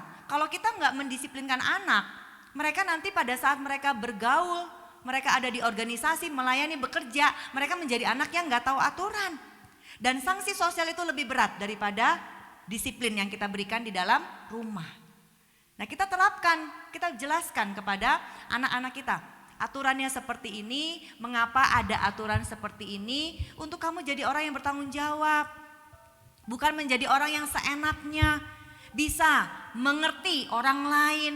Bukan kamu ingin selalu dimengerti, ingin selalu diperhatikan. Itu akan membuat anak-anak kita dewasa. Dan anak-anak yang tadi, 4 aspek dalam kehidupan manusia. Ya. Secara fisik, secara spiritual, secara emosi dan secara relasi. Nah disiplin itu penting. Membentuk anak kita memiliki relasi yang baik nantinya dengan orang lain. Kalau nggak ada disiplin mereka bisa seenaknya. Ambil barang seenaknya. Kemudian apa, janji nggak ditepati, nggak minta maaf lagi. Nah disiplin mempersiapkan anak-anak untuk mereka bertanggung jawab dan mandiri dalam kehidupannya. Karena kita tidak tahu berapa lama kita bisa mendampingi, melindungi, menyelesaikan masalah anak-anak kita. Harus kita latih, mereka punya kemampuan untuk melakukan itu untuk dirinya sendiri. Terima kasih Ibu Lina, kadang memang kita sebagai orang tua harus ada teganya gitu Ya, ya. Ya. ya. Oke, ini sudah banyak pertanyaan yang mulai masuk. Saya mau mulai dari yang ditulis di kertas. Bagaimana cara kita mengatasi anak yang gampang pesimis? Yang apa-apa dia merasa tidak bisa padahal belum mencoba. Ya, ya. Itu ada juga tipe kepribadiannya seperti itu, ibu-ibu ya. Ada orang-orang yang memang responnya lambat, merasa cukup puas ya, merasa dirinya kayaknya nggak perlu deh bersusah-susah seperti orang lain. Itu ada tipe kepribadian yang seperti itu. Nah, bagaimana kita mendampingi anak-anak yang seperti ini? Ya, kita orang tua yang mau terbuka dan mau memahami kendalanya apa. Kita tanya, mungkin kamu merasa nggak bisa. Ada hal-hal yang membuat kamu mungkin trauma. Kamu udah coba 1 kali, tapi kamu gagal. Kemudian pada saat kamu gagal, kamu ditertawakan. Pada saat kamu gagal, kamu diejek. Nah, kita harus validasi apa sih yang dia rasakan dengan kegagalan itu. Dari situ, pada saat kita sudah mengetahui apa kebutuhan anak ini, kita bisa mulai masuk. Ya, Mama lihat kamu punya potensi A, B, C. Fokus kepada kelebihannya, bukan kepada kekurangannya. Dan kita ajak anak itu untuk mengembangkan kelebihan dia. Dengan begitu dia memiliki gambar diri yang positif. Ya, Tuhan itu kasih berbagai macam perbedaan dan talenta yang berbeda kepada setiap orang. Ajak misalkan memahami cerita tentang perumpamaan. Ya, ada yang diberikan 1, ada yang diberikan 2, ada yang diberikan 5 talenta. Bukan masalah banyaknya, tapi Tuhan mempercayakan talenta kepada hamba-hambanya. Dan Tuhan itu senang pada saat talenta itu dikelola, digunakan sedemikian rupa sehingga menghasilkan keuntungan. Orang yang memiliki 1 talenta itu adalah orang yang tidak puas dengan dirinya. Dia melihat orang lain lebih beruntung, melihat orang lain lebih banyak sehingga dia tidak fokus kepada apa yang dia punya. Padahal kalau dia mau kelola 1 talenta, pasti dia juga akan dipuji oleh tuannya. Dan dia diberikan lagi kesempatan yang lain oleh tuannya. Nah, cara-cara seperti ini bisa dipakai untuk kita mendampingi anak-anak kita sehingga dia tidak terpuruk. Jangan sampai anak-anak kita pada saat dia menceritakan kegagalannya, kita menjadi orang tua yang menghakimi tadi. Kamu ya gagal lagi. Mama tuh udah keluar uang banyak, mama tuh udah begini begitu, jadi menyalahkan dia. Akibatnya apa? Dia menjadi pesimis. Tapi kita tekankan, setiap orang itu memiliki kesempatan yang sama, punya talenta, punya yang namanya potensi di dalam dirinya. Ayo, kalau kamu belum tahu apa potensi kamu, mungkin kamu membandingkan dengan orang lain, ayo kita sama-sama cari. Yuk, izinkan mama untuk bantu. Yuk, kita les ini, les itu, dan lain sebagainya. Ya, anak-anak kita itu perlu dibantu ibu-ibu. Mereka nggak bisa menyadari potensinya langsung gitu. Ya, mereka harus didampingi. Mungkin kita juga menerima dia gagal di bidang yang satu, mulai berhasil di bidang yang lain, mulai puji. Ya, ada lagi peningkatan lagi, mulai hargai lagi. Nah, itu akan memunculkan rasa percaya diri. Biasanya kalau mengembangkan hal-hal yang dia suka itu akan lebih mudah. Tidak ada tuntutan. Ya, kalau dia ikut lomba, gagal, kita berikan satu apresiasi. Kamu ikut lomba, tapi kamu gagal, it's okay. Tapi kamu juara di hati mama. Karena apa? Kamu sudah menyelesaikan. Kamu juara di hati mama. Ya, kamu sudah menyelesaikan. Responnya jangan gagal lagi, gagal lagi. Udah lain kali gak usah ikut lomba lagi. Nah, itu dia akan menjadi apa? Tertekan, malah kecewa ya. Jadilah orang tua yang aman. Tempat yang aman. Kapanpun anak pulang dengan kegagalan, kita bisa merespon dengan benar. Itu kuncinya. Terima kasih Ibu Lina. Ini sudah banyak sekali pertanyaan yang masuk ya, karena menjadi seorang ibu tuh nggak ada yang sudah mahir gitu ya Bu ya.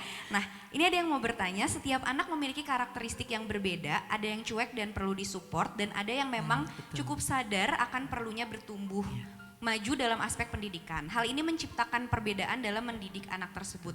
Untuk anak yang perlu disupport atau didorong, bagaimana cara kita mengembangkan kemampuan anak agar dapat lebih mandiri dan berpikir maju untuk lebih fight bagi masa depannya? Ya, mungkin ini pertanyaannya sudah dijawab tadi sebelumnya. Ya, sama mungkin ya. Bagaimana kita mengenali anak-anak ini, apa kendalanya sehingga dia kok apa-apa takut, apa-apa ragu. Nah, itu sih biasanya kita cari apa masalahnya, bukan kita apa akarnya. Bukan kenapa dia nggak mau ikutan, nggak mau berani, kenapa dia nggak mau mandiri, kenapa dia takut-takut, bukan itu. Tapi ada apa di balik rasa takut anak kita. Ada apa di balik keengganan untuk mencoba dari anak kita. Kita cari tahu dulu. Mungkin dia pernah diejek, mungkin tadi dia pernah direndahkan dan lain sebagainya. Atau mungkin dia tidak mendapatkan validasi dari kita. Sekeras apapun dia mencoba, dia gak pernah dipuji sama kita gitu loh. Mungkin kita menjadi ibu yang menuntut dia, gak cukup baik, gak cukup baik, gak cukup baik. Membandingkan dengan kakaknya, dengan adiknya atau dengan orang-orang sekitarnya. Yuk ubah respon kita, dekati. Bangun hubungan dengan dia. Ya, beritahu anak-anak kita bahwa mama adalah orang yang ada. Apapun yang terjadi pada kamu, kamu bisa lakukan apa atau tidak bisa, kamu gagal atau berhasil, mama adalah orang yang pertama yang akan ada untuk kamu, mendampingi kamu. Nah, itu akan menjadi anak itu percaya bahwa ada orang yang berharap kepada dia. Selama ini kan dia nggak tahu siapa yang mengharapkan saya. Mungkin saya gagal, mungkin saya nggak bisa. Tapi pada saat kita memberikan diri kita untuk bersama dengan mereka, mereka jadi muncul harapannya. Ada orang yang berharap pada saya. Ya, selanjutnya Ibu, apakah ada kiat khusus untuk bersikap pada anak kandung dan anak adopsi atau anak asuh yang tumbuh dalam lingkungan yang sama, di dalam rumah bersama? Juga kiat khusus menghadapi anak yang dalam kondisi hidup bersama single parent. Oke, satu-satunya dasarnya adalah bagaimana kita terhubung dengan anak itu sih sebenarnya. Ya, mau anak yang maksudnya apa ya, single parents, ya single mom, single dad, atau anak adopsi atau anak kandung, itu bagaimana kita menyediakan diri kita. Bagaimana kita memberikan diri kita seutuhnya untuk ada mendampingi mereka. Bagaimana kita mau terkoneksi, terhubung sama mereka. Itu sih sebenarnya ya. Keterhubungan, koneksi itu yang menyembuhkan dan memulihkan. Ingat cerita Yesus bagaimana pada saat Yesus menghadapi orang-orang yang mungkin dibuang oleh masyarakatnya dan menjadi sampah masyarakat. Yang Yesus tekankan, yang Yesus berikan adalah hubungan kan. Yesus mau terhubung sama mereka. Yesus mau berbicara, Yesus mau mendengarkan, Yesus mau mampir di rumah Sakeus. Yesus mau berbicara dengan wanita yang berdosa pada saat sama-sama mengambil air di sumur. Pada saat terhubung itu ada pemulihan, ya, ada rasa aman, ada rasa tenang. ya, ada rasa yang apa ya, kesembuhan, ya pastikan kita terhubung dengan anak-anak kita. Yang membuat kita sulit terhubung apa? Karena kita punya ekspektasi yang tinggi. Karena kita pun nggak ngerti apa yang kita mau dan kita pun nggak ngerti apa yang kita rasakan saat itu. Kita nggak bisa kelola emosi, kita nggak bisa manajemen konflik atau stres yang datang kepada kita. Akibatnya apa? Itu kita alihkan kepada suami kita, anak-anak kita, lingkungan kita, teman kerja kita, teman pelayanan kita. Ya, jadi tips yang pertama adalah selalu terhubung. Ya, pada saat Yesus terhubung dengan orang-orang yang dibuang oleh masyarakat, di situ terjadi pemulihan. Pada saat kita terhubung sama Tuhan kan, kita memberikan diri kita, Tuhan selalu hadir dan kita percaya Tuhan hadir kan? Kita bisa kapan aja ngomong sama Tuhan, kita bisa kapan aja merasa aman. Ya walaupun kita orang yang naik turun di dalam prosesnya, tapi itu yang membuat kita semakin hari semakin baik, terhubung dengan Tuhan. Kita terhubung dengan anak-anak kita, itu yang membuat perbedaan sebenarnya. Ya. Terhubung ya kuncinya ya Bu ya. Terhubung. Oke, ya selanjutnya ini mungkin usia anaknya sudah cukup dewasa. Ada pertanyaan, bagaimana cara menyampaikan agar anak merasa tidak dipaksakan ketika mencari pekerjaan yang tidak sesuai dengan jurusan studinya. Sedangkan peluang diterima pekerjaan yang sesuai di bidang studinya itu mungkin di sini tidak terbuka ya dibandingkan dengan loker di luar bidang studinya. Ya, jadi mungkin ini ibunya ingin anaknya terima aja dulu apa yang ada mungkin ya di loker. Tapi anaknya itu percaya diri sekali, ini nggak sesuai dengan minat saya, jadi saya nggak mau mungkin seperti itu. Ngobrol, yuk terhubung kembali, terhubung. Yang ngobrol, cari tahu alasannya apa. Ya diskusi, kemudian sampaikan ya sudut pandang kita seperti apa. Kalau mama mungkin boleh usul, mungkin kamu ini ada baiknya juga kalau kamu terima sambil menunggu pekerjaan yang sesuai dengan yang kamu inginkan. Karena mungkin sekarang situasi ekonomi sedang tidak baik-baik saja, lowongan sulit, kecuali kamu mau membangun usaha itu, kamu yang buka lowongan, kamu yang buka lahan pekerjaan. Kamu bisa idealis, bisa enggak? Kamu mungkin coba dulu. Karena kalau mama lihat atau papa lihat sekarang ini mungkin kamu terlalu lama untuk tidak lakukan apa-apa, itu akan mungkin membuat kamu nanti jadi ada perasaan tidak berguna dan lain sebagainya. Kita ungkapkan tapi dengan cara baik gitu loh. Ingat anak-anak yang dewasa itu kita menempatkan diri kita sebagai sahabatnya, sebagai orang yang bisa diajak berbicara, bukan sebagai orang yang maksa. Ya, sebagai orang yang asik diajak diskusi, bisa bertukar pikiran dan menerima dia. Menerima pikiran yang sulit, menerima perasaan-perasaan gagal takut ditolak dari anak-anak kita dan lain sebagainya. Ya, jadi kita bisa kasih masukan. Biasanya boleh nggak ini dari sudut mama atau papa seperti ini. Ya, nanti kita mungkin tanya lagi ya, mungkin sekarang belum ada hasilnya pada saat kamu melamar pekerjaan dan lain sebagainya. Memang keadaan sedang tidak baik-baik saja. Tapi mama lihat ada lowongan kerja begini, mama pikir kamu qualified kok untuk kedudukan ini. Mungkin kamu bisa mengembangkan sisi lain dari apa yang sudah kamu pelajari dengan menerima pekerjaan ini. Ya, di pekerjaan ini mungkin kamu bisa berhubungan lebih banyak dengan orang, kamu bisa belajar bagaimana kamu dipimpin di dalam satu grup. Itu ada hal-hal baru yang mungkin akan berkembang di dalam diri kamu. Gimana kalau kamu coba? Nah, itu kan gak maksa ya, lebih enak gitu loh. Ya, dan anak juga mungkin dia punya cita-cita atau perasaan takut dipandang remeh. Jadi dia mungkin bungkus sedemikian rupa, padahal itu adalah cara dia untuk bertahan daripada dia dikritik atau dia dipandang rendah. Itu ada anak-anak seperti itu ya. Kita perlu memahami. Berikan dia waktu untuk dia boleh menyampaikan ketakutannya. Ya, anak saya yang kedua baru selesai kuliah, dia desain grafis di Jakarta. Ya, dia pernah magang di satu perusahaan, tapi dia waktu itu keluar part time di perusahaan. Kenapa? Karena dia mau fokus kepada skripsi. Kemudian pada sekarang dia selesai, dia mau masuk lagi, ternyata sudah tidak ada lowongan di situ. Ya, perusahaannya karena harus efisiensi, nggak bisa masuk. Nah saya tahu dia kecewa. Tapi dia bungkus sedemikian rupa sehingga defense yang jadi ya. Ya aku mah nanti mau cari-cari lagi yang paling oke, mungkin di situ nggak oke, aku mau cari dapat yang lebih baik. Oke, ya. Tapi di situ saya tahu dia nggak nyaman kalau saya tanya gimana Ci, udah sampai mana, kamu mungkin kamu tanya-tanya info loker dan lain sebagainya. Saya memahami dia, oke, it's okay kok. Ada waktu kok, kamu juga belum wisuda, kamu masih oke kok, masih kamu untuk menyesuaikan, it's okay. Kita berdoa sama-sama untuk pilih yang terbaik ya. Gitu ya. Akhirnya dia sadar, ya ma aku teh uring-uringan, kesel tahu gini gitu. Akhirnya dia bilang, pada saat kita menempatkan diri kita sebagai sahabat, akhirnya dia bisa berani cerita. Apa sih yang dia rasakan, apa yang dia pikirkan. Pada saat sudah itu dia cerita semua, dia plong. Iya ya plong ya, konseling gratis sama mama katanya gitu ya. Konseling gratis sama mama ya, sesi gratis sama mama ya, hehehe. Akhirnya dia ceria lagi. Berapa hari saya lihat kok mukanya kenapa panjang begitu ya. Apalagi kalau saya tanya tentang kemungkinan lowongan kerja dan lain sebagainya. Dia kayaknya sensitif sekali. Ternyata dia takut. Dia cemas tentang masa depannya. Dia butuh orang yang aman untuk mengungkapkan unek-uneknya. Dan kita adalah orang pertama yang bisa memberikan rasa aman untuk anak-anak kita. Ya, orang pertama kita. Ya, terima kasih Bu Lina. Ini ada beberapa pertanyaan yang saya rangkum karena cukup sama topik pertanyaannya.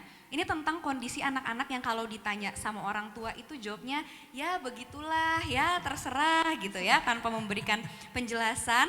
Lalu juga kondisi anak-anak yang tidak sabaran, mudah marah padahal sudah diberikan batas-batas waktu tertentu untuk main. Kira-kira seperti apa ya menghadapinya? Ya, anak terserah karena pertanyaannya mungkin nggak kreatif ya teman-teman ya. Pertanyaan gitu-itu aja sih. Pasti tahu deh, aku begitu menginjakan kaki masuk ke rumah, tanya udah makan belum, gimana di sekolah, kamu oke nggak, mau makan apa, bosen lah dia.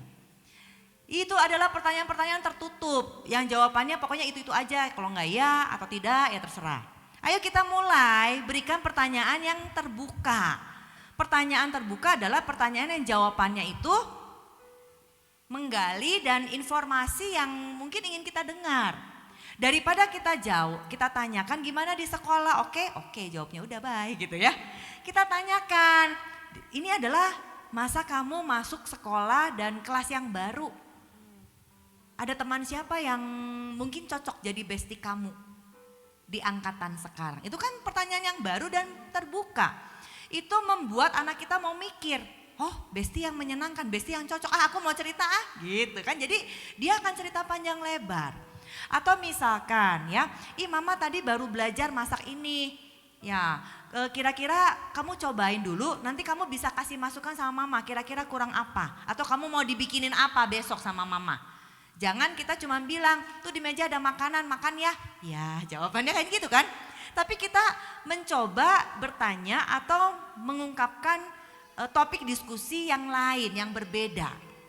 Jadi kalau misalkan anak-anak kita bosen jawabnya itu-itu aja, kita juga bosen yang nanya tapi harus nanya sebagai orang tua, ayo mulai ciptakan pertanyaan dengan cara berbeda. Pertanyaan yang terbuka, yang jawabannya bukan iya, tidak atau terserah. Misalkan kalau terserah, mama punya ide gini, mau masak ini besok, menurut kamu gimana? Terserah. Oke, terserah tuh yang gimana? Ya, coba kalau terserah berarti terserah mama, padahal mama pengen bikin kamu happy, bikin kamu seneng, masakin kamu. Coba, menurut kamu seperti apa? Kamu boleh kok kasih masukan. Nah, mulai dia akan ngomong, aku sih memang benernya gak suka sih yang terlalu pedes mah. Dan yang terlalu kering-kering tuh aku gak suka. Oh kayak gitu, kalau kamu gak ngomong kan mama gak tahu. Oke, besok mama akan coba sesuaikan dengan selera kamu. Nah kayak gitu pertanyaan-pertanyaan yang kreatif. Kemudian tadi menjawab pertanyaan yang kedua. Kalau anak yang gak sabaran tapi sudah ada batasan-batasan. Ya kita mungkin jelaskan lagi batasannya dan konsisten ya, konsisten. Pada saat itu waktu sudah selesai. Nah anak tuh kadang bisa cari celah. Ini mama kayaknya bisa diperpanjang, akhirnya kita sendiri yang pusing. Karena anak itu meminta waktu lebih. Karena dia tahu mamanya pasti kasih. Suatu waktu mamanya mau kembalikan ke aturan, disiplin dan konsekuensi kepada sesungguhnya, kepada tempatnya. Nah anak jadi gak respect lagi sama kita. Kalau kita gak bisa jadi konsisten ya, teladan, maka anak akan mencari celah. Untuk apa? Memanipulasi kita. Bukan juga kita jadi galak, kaku, enggak ya. Tapi kita menjadi orang tua yang tegas. Ya, bukan jadi kita juga jadi galak, menyebalkan. Atau orang tua yang sebodoh juga sama anak yang enggak. orang tua yang benar-benar tegas. Ada nilai-nilai atau prinsip yang nggak boleh dilanggar, yang nggak boleh, no gitu. Ada hal-hal yang bisa didiskusikan, mari kita diskusi begitu. Oke, terima kasih Bu Lina. Sepertinya masih bisa 2 pertanyaan lagi. Di sini ini kalau tadi anak-anak yang sudah dewasa, ini pertanyaan mewakili anak-anak yang masih balita gitu ya. Bagaimana orang tua, apa yang harus dilakukan oleh orang tua ketika anaknya TK mengalami perlakuan yang tidak menyenangkan dari temannya? Contohnya di sini di pojokan gitu ya, sementara guru tidak melakukan apapun. Dan juga bagaimana menghadapi anak-anak balita yang insecure gitu, menunjukkan tidak percaya diri, sudah dibawa ke psikolog, terapi dan disekolahkan dan juga di sekolah minggu. Ya, ya. Anak yang tadi mendapatkan perlakuan yang tidak menyenangkan, ya kita hargai kalau dia sudah cerita sama kita. Wah, kamu bagus banget, kamu sudah cerita sama mama. Mama adalah orang yang tepat untuk kamu boleh adukan semuanya, ya. Nah, kita mungkin minta juga kerjasama sama sekolah. Bagaimana penanganan untuk anak-anak seperti ini? Ada anak-anak yang dibully atau mengalami yang namanya incivility. Jadi nggak selalu perlakuan yang tidak menyenangkan itu berupa bully. Tapi mungkin kita selalu capnya itu adalah dibully, anak saya dibully. Untuk kita mengkategorikan satu tindakan itu sebagai bullying, harus ada beberapa unsur yang dipenuhi. Berulang-ulang, ada power yang berbeda antara yang kuat menyerang orang yang lebih lemah, kemudian tujuannya adalah untuk menyakiti. Sedangkan incivility itu adalah tindakan yang tidak menyenangkan karena ketidaksengajaan. Ya, hanya 1 kali mungkin diperlakukan seperti itu. Nah, untuk kasus yang berbeda, penanganannya juga berbeda. Biasanya orang tua itu mempersiapkan anak-anak memiliki gambar diri yang benar. Itu yang bisa orang tua persiapkan. Sehingga pada saat orang-orang lain di sekelilingnya memperlakukan dia tidak baik, dia bisa sadar, dia bisa say no atau menghentikan tindakan itu. Tapi kalau anak itu tidak punya gambar diri yang baik, maka dia membiarkan dirinya menjadi sasaran, diperlakukan tidak baik oleh teman-temannya. Apalagi kalau misalkan dia seringkali di-abuse di rumah, seringkali dia dilabel oleh orang tuanya dengan perkataan-perkataan negatif. Ya udah, memang saya seperti itu, mama di rumah juga bilang saya bodoh kok. Jadi pada saat ada teman yang bilang dia bodoh, memukul dia, ya karena saya sih bodoh. Tapi kalau kita bisa membentuk gambar diri yang sehat di dalam diri anak, dia bisa tahu ada situasi yang gak benar, ada situasi yang gak sehat, dia bisa cari pertolongan. Nah itu ya. Kemudian yang kedua, anaknya insecure. Nah, pasti kalau misalkan dari psikolog sudah ada diagnosa, tipsnya seperti apa? Biasanya kalau insecure karena dia tidak punya rasa yang secure dengan figur pertama yang mengasuh anak di usia 3 tahun ke bawah, itu biasanya masalahnya. Ya, jadi pada saat dia butuh mamanya, mungkin mamanya nggak merespon seperti yang dia harapkan. Mamanya mungkin ada tapi nggak terhubung, nggak attach sama dia. Nah itu bisa jadi masalah. Ya harus diterapi, ya harus ibu hadir lagi untuk dia. Masa itu nggak bisa diulang 3 tahun ke bawah, tapi bagaimana dia mengalami pengalaman yang berbeda. Kalau dia dulu nggak dapatkan ya rasa secure-nya kepada pengasuh dia di usia 3 tahun ke bawah, sekarang dia mulai bisa menumbuhkan dengan figur pengasuh utama saat ini. Nah itu bisa diberikan yang namanya re-experience, experience yang diulangi, memaknai satu peristiwa tapi dengan cara yang berbeda, jangan dilanjutkan gitu ya, harus terus. Dan yang namanya terapi, yang namanya memberikan re-experience itu memang takes time, nggak bisa cepat gitu ya. Dan mungkin kita lebih memvalidasi, oke, kamu merasa nggak nyaman, kamu nggak aman, kamu berharap apa yang seperti apa yang bikin kamu aman atau nyaman. Mama ada di pinggir aku. Oke, mama di pinggir kamu terus ngapain? Ya mama diam aja di sini. Oke, kamu mau mama diam di sini. Sedangkan ya mama mungkin harus ikut ibadah di tempat dewasa mungkin ya. Mama mungkin perlu lakukan sesuatu yang lain. It's okay, kalau kamu butuh ditemani sebentar 15 menit mama temani. Nanti kita ada di ruangan yang berbeda, tapi mama ada di sini untuk kamu. Atau misalkan dia pernah ngalamin mamanya dibilang mamanya ada di sini, tahunya pas dia cari mamanya kagak ada. Kan ada ibu-ibu yang suka gitu ya, bohongin anaknya, ngumpet gitu kan, kabur. Nah itu jadi trauma besar loh dalam diri anak.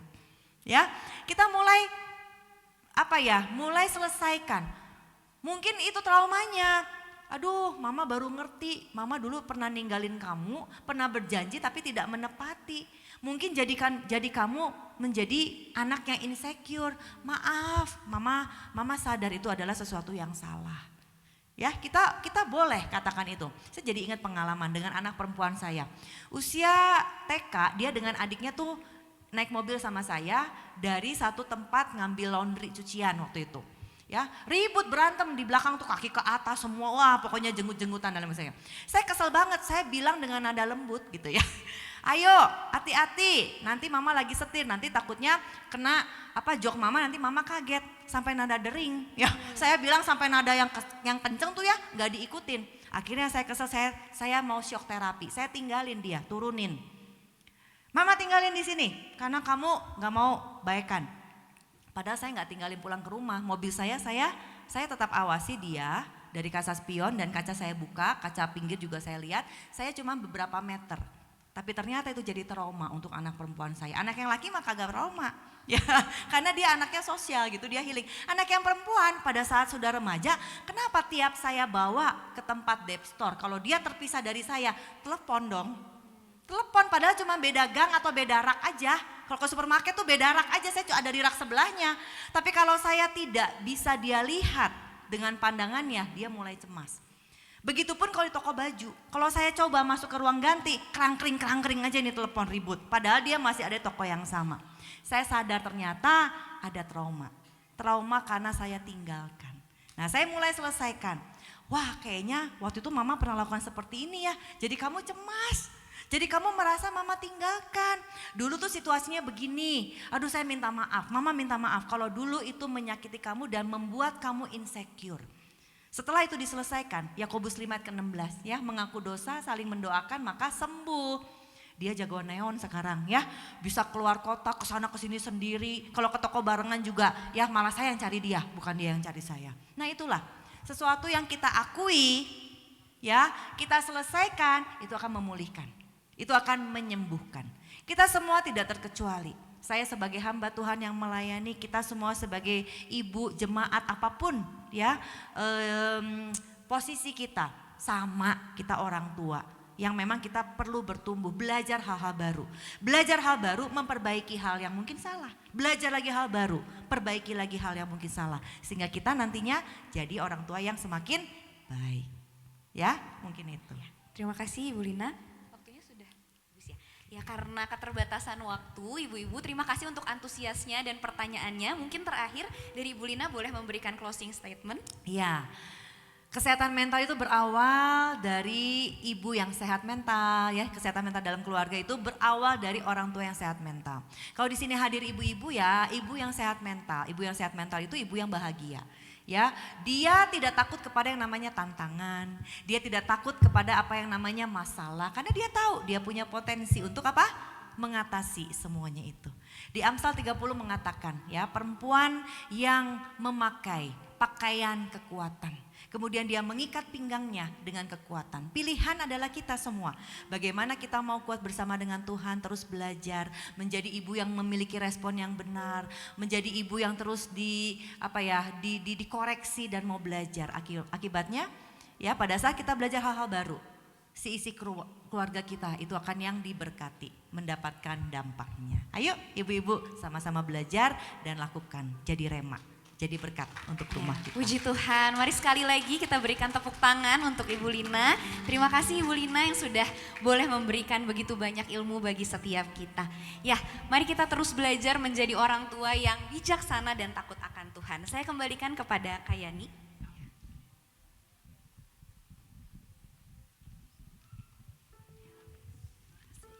Ya, puji nama Tuhan, kita semua diberkati Tuhan. Dan saatnya kita akan memberikan persembahan syukur kita dan kita akan melihat pengumuman dari BBI untuk bulan depan.